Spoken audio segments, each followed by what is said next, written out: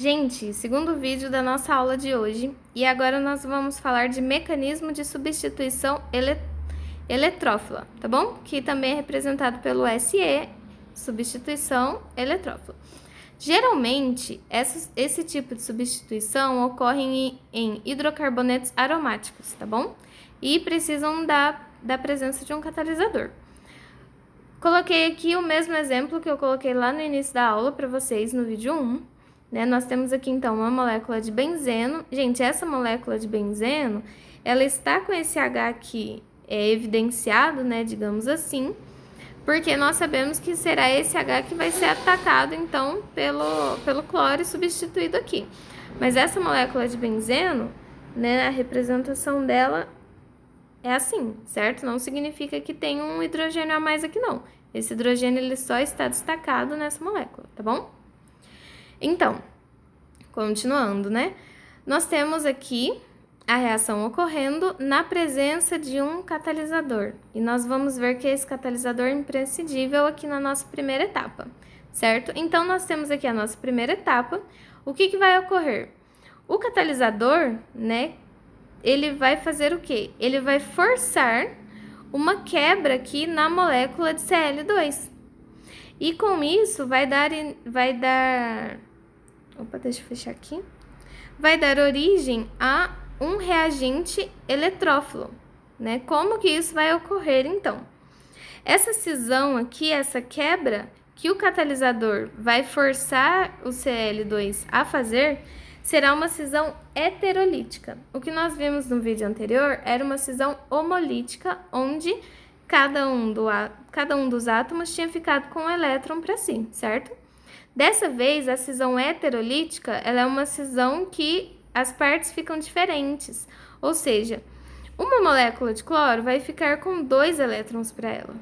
A outra molécula de cloro, não, ela vai ficar sem nenhum elétron da ligação para ela, certo? Com isso, o que nós vamos ter aqui dessa molécula? A molécula ela vai estar aqui com menos elétrons, ou seja, essa parte, né, que sobrou, ela vai estar procurando elétrons, né? Por isso que nós falamos que é um reagente eletrófilo. E olha só o que aconteceu com o catalisador. O catalisador, ele pegou, então, esse cloro para ele, e ele ficou aqui como ferro, cloro, 4-, né? Porque nós temos um elétron a mais aqui, certo? E aí, gente, o que vai acontecer com esse reagente eletrófilo? Ele é extremamente instável, né? Ele é positivo porque nós temos um elétron a menos aqui e ele é instável, então ele vai procurar com certeza uma molécula para que ele possa reagir com ela, né? E assim ele ficar estabilizado. Com isso, nós temos então a nossa segunda etapa. Nós temos aqui a molécula alvo, que é o benzeno, e nós temos o atacante, então. Esse atacante é quem, ó? O reagente eletrófilo, né? Que ficou sozinho aqui com um elétron a menos. O que ele vai fazer? Ele vai atacar o benzeno aqui, neste ponto. E aí, gente, o que ele vai fazer, então? Ele vai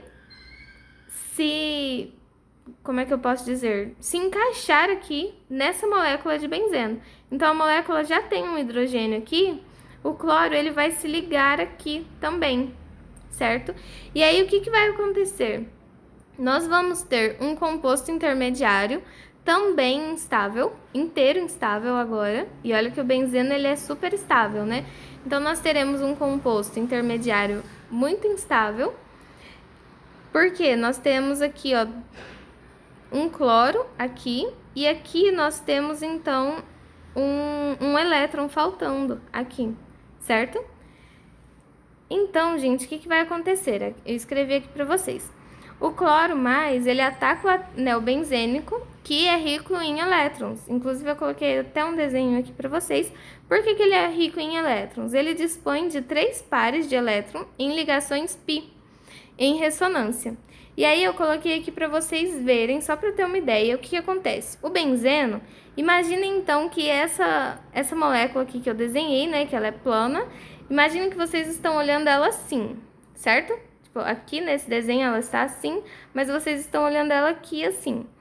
O que vai acontecer? O benzeno, ele visto de lado, ele vai ter por conta das ligações π que ele tem, né, dos 3 pares de elétrons nas ligações π, ele vai ter como se fosse uma nuvem de elétrons rondando ele aqui em cima e aqui embaixo. Então, ele tem como se fosse uma auréola de elétrons π.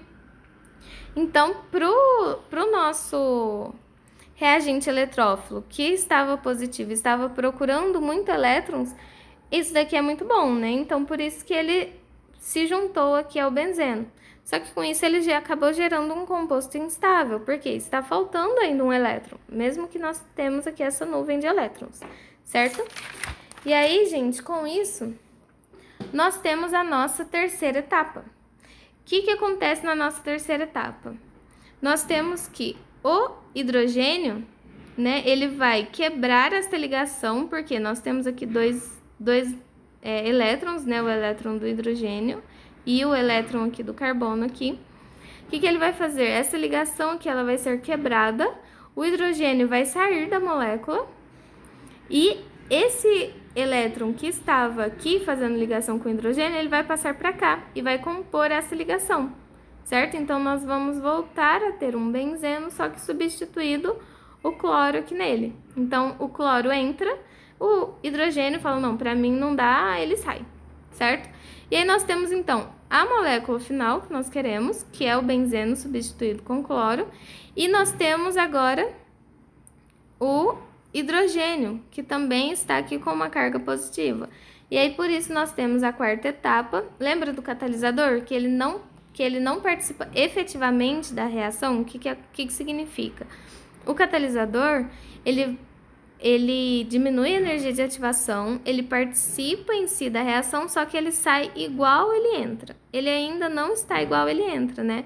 Mas o que acontece? Ele vai reagir com o hidrogênio, pegando um cloro daqui, porque aqui tá com cloro a mais, né? E nós temos, então, o catalisador regenerado. Então, aqui nós temos, né, o ferro e 3 cloros, mais o HCl, certo? Então, aqui nós temos os dois produtos formados, então, na etapa 3 e na etapa 4, ok? Então, gente, para substituições aromáticas, a primeira etapa, ela será a diferente para cada tipo de reação. Depois disso, nós vamos ter essas etapas quase que sempre iguais, tá bom? Só vai mudar aqui o substituinte, né? E o catalisador que vai ser regenerado aqui no final. Então, sempre vai ocorrer a formação desse reagente eletrófilo, né? Que eu falei amigo de elétrons. Por quê? Ele tem muita afinidade para elétrons. Então, quando formar esse reagente eletrófilo, significa que nós formamos, então, algum composto com esse maisinho aqui, né? E aí, aqui eu coloquei um exemplo para vocês. E esse composto aqui formado, ele vai sair, assim, querendo muito reagir com alguma molécula que tem elétrons para ele, tá bom? E aí, aqui, lembram que nós falamos das reações na aula passada. Na reação de halogenação, nós temos, então, o ferro com cloro, né, interagindo com Cl2, formando, então, o quê? O nosso reagente eletrófilo, certo? Aqui é o catalisador. Na nitração, nós temos este catalisador também interagindo aqui e formando o nosso reagente eletrófilo. Na sulfonação, nós temos, então, o catalisador interagindo aqui e formando o reagente eletrófilo. Na alquilação de Friedel-Crafts, nós temos, então, também aqui o cloreto de alumínio, né, interagindo e ele sendo o catalisador, formando mais um tipo de reagente eletrófilo. E na acilação de Friedel-Crafts também nós temos aqui, então, catalisador reagindo e formando o nosso reagente eletrófilo, ok? Certinho? E aí aqui, gente, eu coloquei um gráfico para vocês. Ele é um gráfico que, inclusive, eu já vi em algumas questões, né? Nós temos aqui o que, então? Nós temos o eixo da energia e o eixo do caminho da reação, coordenada de reação, tempo de reação, enfim, nós podemos escrever muitas coisas aqui. Imagina, então, que nós temos o benzeno. O benzeno, ele é muito estável, né? Então, para ele reagir, nossa, precisa de alguém que tá querendo muito reagir com ele. Então, se ele é muito estável, ele tem essa energia que baixa. Mas, depois que ocorre, né, que começa a reação, nós temos aqui, então, uma primeira etapa, até a formação do nosso... Aliás, aí aqui, né, tem a formação do reagente eletrófilo e aqui nós temos a formação de um carbocátion, que é um intermediário, certo? Aqui nós temos, então, o benzeno, ele não é estável, ele é bem estável, tá vendo? A energia dele é muito alta. E aí, depois disso, nós temos uma outra etapa, que seria, então, a terceira e quarta etapa, para a formação dos nossos produtos, certo? E aí, aqui eu já queria deixar uma pergunta para vocês. Nós calculamos o ΔH, provavelmente vocês viram isso no segundo colegial, mas como vocês estão aí estudando para o Enem, o ΔH nós calculamos, então, são a energia dos produtos menos a energia dos reagentes, certo? Então, vou até desenhar aqui. Nós temos esse ΔH. Se a energia dos produtos é maior do que a energia dos reagentes, nós temos, então... Vou escrever assim para não confundir vocês. Esse ΔH aqui, ele vai ser positivo ou negativo. Isso significa que a reação é endotérmica ou exotérmica.